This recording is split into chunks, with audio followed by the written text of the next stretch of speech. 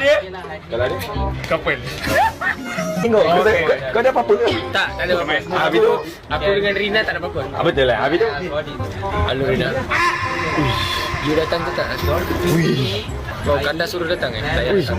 Bila masa kau you. dengan Rina tak perempuan ni. Bukan tak membuat. Tu Sebab dia kejar-kejar aku kan, jadi aku dia kerja-kerja kau. Betul lah, memang betul lah. Kes dia anak yatim. Betul lah. hari tu dia menangis tu dekat konten Abel tu yang dia menangis. You never. Dan ini bukan tunjuk kat kau. Tunjuk kat aku sebab aku tak pernah backup dia. Patut konten teruk kau bagi kat dia. Oleh sebab itu hari ni aku yakin dia tak akan datang. By the way, Sebab aku dah cakap tadi. kau pergi bentong baru ni ride. Terima kasih tau lambatkan motor untuk jaga jodoh aku.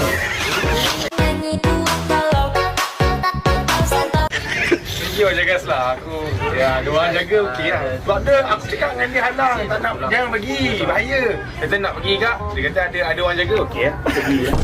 Tak, aku suruh mula-mula tu cerita dia begini. Untuk Asla tu aku clarify dekat sini. Okey, clarify. Kenapa saya slow naik motor tu? Motor saya tu baru beli.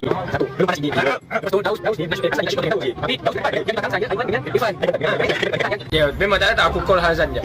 Sebelum kau Azan apa kaitan Azan dengan Rina? Halo Azan. Tu angkat belakang dah. Kau pasal apa? Bukan kau lah. Kau datang tak malam ni? Weh. Okeylah. Dia suruh balik cepat lah pula. Hello. Hai, ke mana? Ha? Ada orang kacau. Siapa pula kacau dia malam-malam ni? Hello. Sofi. Nanti balik ikut saya duduk belakang dekat motor.